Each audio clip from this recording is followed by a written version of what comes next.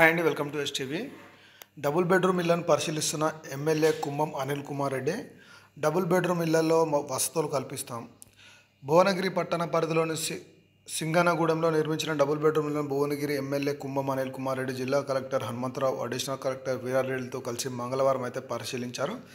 ఈ సందర్భంగా ఎమ్మెల్యే కుంభం అనిల్ కుమార్ రెడ్డి మాట్లాడుతూ ఇండ్లన్నీ అసంపూర్తిగా ఉన్నాయని, డోర్లు కిటికీలు లేవని, అద్దాలు పలిగి ఉన్నాయని అన్నారు. ఇక్కడ 444 ఇండ్లు ఉన్నాయని మంత్రితో మాట్లాడి 2.55 కోట్ల రూపాయలు మంజూరు చేయించామన్నారు.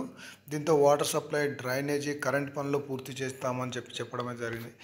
గత ప్రభుత్వం ఏవైతే డబుల్ బెడ్రూమ్ నిర్మించిందో అవి చాలా చోట్ల పంపిణీ చేసినా కూడా అసంపూర్తిగా వదిలివేయడం అయితే జరిగింది. అంటే ఇంట్లోకి వాటర్ రావడం లేదు.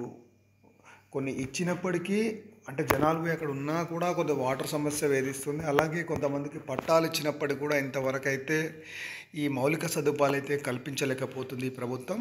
అయితే దీనికి సంబంధించి ఏదైతే భువనగిరి పట్టణంలోని ఈ సింగనగూడెంలో నిర్మించిన డబుల్ బెడ్రూమ్లు ఏవైతే ఉన్నాయో అక్కడ వాటికి అద్దాలు ఏవైతే ఇవన్నీ పగిలిపోయినాయో వీటికి 2.55 కోట్ల రూపాయలు అయితే మంజూరు చేయించారు. ఇవి పూర్తి స్థాయిలో అందుబాటులోకి వచ్చినాక మరి అవి L2 లబ్ధిదారులకు పంపిణీ చేస్తారా, లేకపోతే ఈ గత ప్రభుత్వంలో మరి ఏమైనా ఇక్కడ ఎంపిక చేశారు అనేది అయితే ఇంకా తెలియాల్సి ఉంది. చూద్దాం. మరి ఏదైనప్పటికీ కూడా ఇది ఒక శుభపరిణామం అని చెప్పుకోవచ్చు. ఎందుకంటే చాలా రోజుల నుంచి ఈ డబుల్ బెడ్రూమ్లలో మౌలిక సదుపాయాలు అయితే ఎక్కడెక్కడే ఉన్నాయి.